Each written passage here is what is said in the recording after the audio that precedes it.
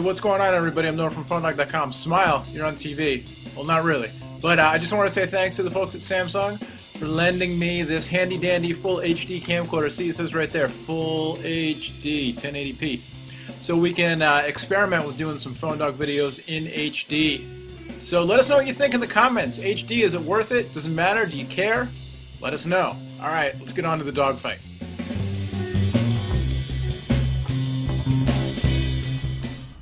As far as phone quality goes, I actually had slightly better results with the Hero than with the iPhone, and that may be because, ironically enough, I'm running Hero on a 2G network, not 3G. AT&T's 3G network not been performing well as of late here in the San Francisco Bay Area, and taking the Hero down to, it doesn't have US 3G banding right now, so it has to run on the 2G network, and it actually seems to have been, well, it's performed solidly, and that may be a function of that, or it may just be that, the service has been better lately when I've been using Hero.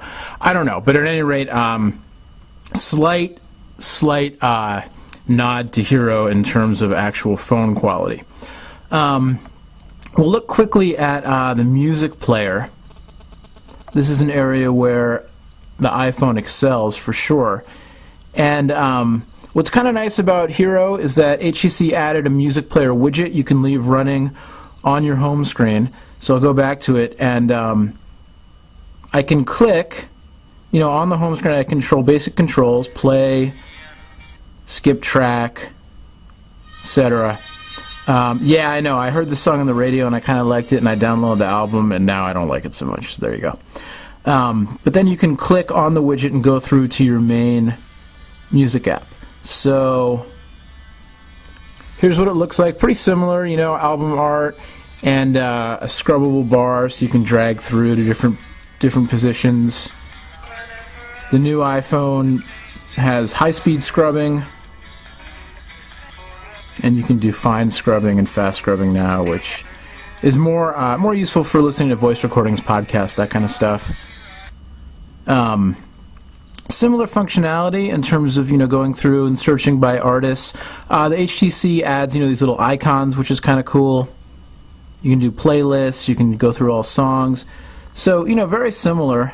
We'll show you on the iPhone down here. Same thing: artists, playlists, albums, songs, that kind of stuff.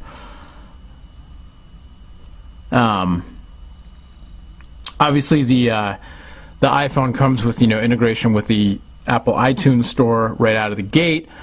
With Android, the Amazon MP3 store, and then we'll see if this phone does come to Sprint later this year, if they have integration with Sprint, or if they do it through the Amazon MP3 store. Both phones have a standard 3.5mm headphone jack, which is great. Hook them up to my car stereo, hook them up to higher quality earphones. They both sounded quite good. Definitely you can use them as a portable media player.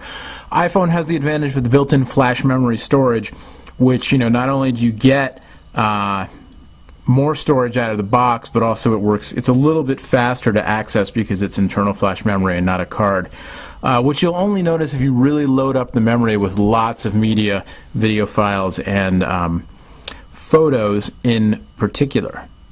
So slight advantage to the iPhone with the music player app, but HTC really did a nice job, I think, on Hero's music player app.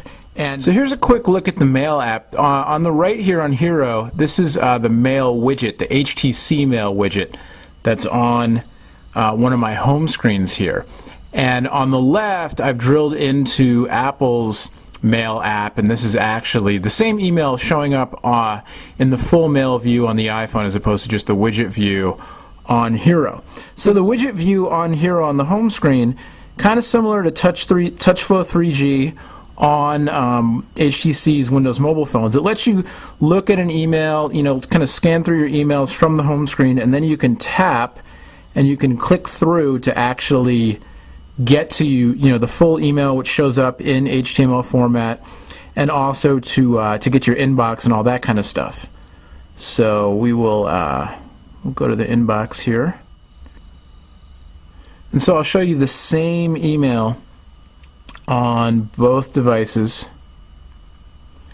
And nice job from HTC again. I don't really like the stock Android Gmail app very much. I think HTC did a nice job building their own app here.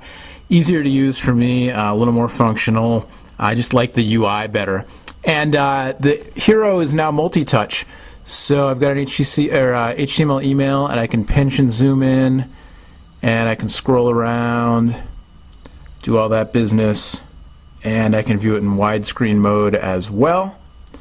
And then with iPhone, of course, the pinch and zoom functionality. You can see the iPhone is faster. The combination of hardware and software just runs faster on iPhone than on Hero widescreen mode as well. And again, I'm curious to see when HTC does their software optimizations, and also to see if they bump up the hardware specs at all before they ship an American version of Hero, just to make it a little smoother, but not too bad, really. And the screen is definitely responsive and feels good on Hero. So slight nod, perhaps, to iPhone in terms of the email, but well, I don't know actually, because it's more the performance of scrolling through. But HTC, that mail widget that they built for the home screen is really kind of a nice feature to kind of quickly go through your emails without having to jump into the inbox. On iPhone, you can't see what new mail you have. You can just see, you have a ticker showing you how many. On HTC, you can see the ticker, but then you can also flick through your emails, and you can also do one-touch composition of a new email, which, again, just, a slight difference. That actually brings me to the keyboards. And so we'll fire up a new mail message on both phones. And so here's the keyboard for both phones. And I haven't set a custom SIG file for the HTC yet. And so you can see, fairly similar, and you can rotate both of them into widescreen mode. And they both work really well. The keyboard on Hero works better than the keyboard on the T-Mobile G1 or the T-Mobile MyTouch because it's multi-touch enabled. So it's much easier if you type with both thumbs, with two thumbs or more than one finger.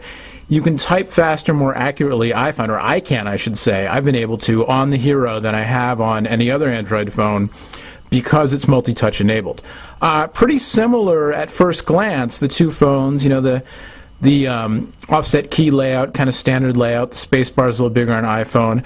On the Hero, you get a few extra buttons down here. You get the settings button down there on the left, and you get a button to hide the keyboard. You have to manually hide and show the keyboard, which is something that some people might not like, but not that big of a deal, I didn't find. One thing that's kind of nice, or potentially nice for power users, is the way that HTC made use of the Android long press on the Hero keyboard. So you can see some of the keys, or basically all of the keys except the spacebar, have a secondary function. So Q has the Q, and then it has a 1 above it. So if I press Q, I get the Q. If I press and hold, I get the 1. Some of the keys will have more than one possibility. So you can see I can press and hold the S, and I get a choice of the @ symbol or some other symbols, and I can slide my thumb or finger along. I don't have to go up to where it is. I can just do it, down here, and I can see which symbol I want to choose. That's kind of neat. Power users will get used to this, and they'll use the long press. I was talking to our own John Walton about this, our Android expert, and he agrees. He loves the keyboard. It's a step up. He'd like to see the HTC Sense keyboard made available to all Android phones because of the way it uses the long press and just a little bit more innovative, than the other, the stock Android keyboard. If we go back to the iPhone here, you can see, you press, you get it, that's it. Apple's bread and butter is making, kind of that mainstream consumer product that's cool enough and has enough features for the super geeks to want also. But if they leave out some of the super geek functionality, that's fine. So it's pretty basic. You click through, you have these buttons to click through to get to your different symbol keys, but that's kind of it. And the autocomplete is pretty simple as well.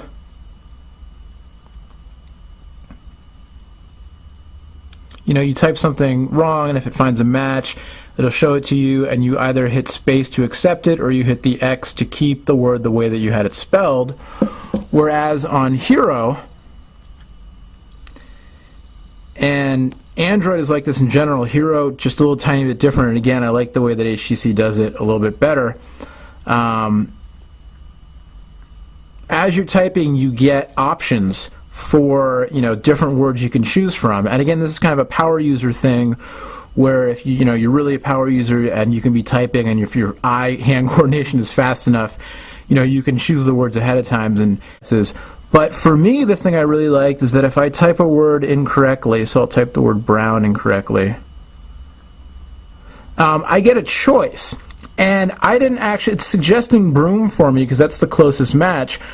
I didn't want broom, I wanted brown. iPhone actually suggested broken, which wasn't the word I wanted at all. But so that I can just tap brown, and there you go. Or, let's say I did want the word B-R-O-O-N, Brune. I can click and choose it, and it saves it for me into the dictionary.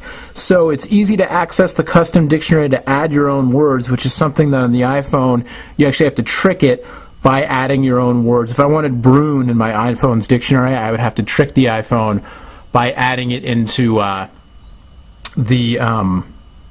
my contacts list, which is kind of silly.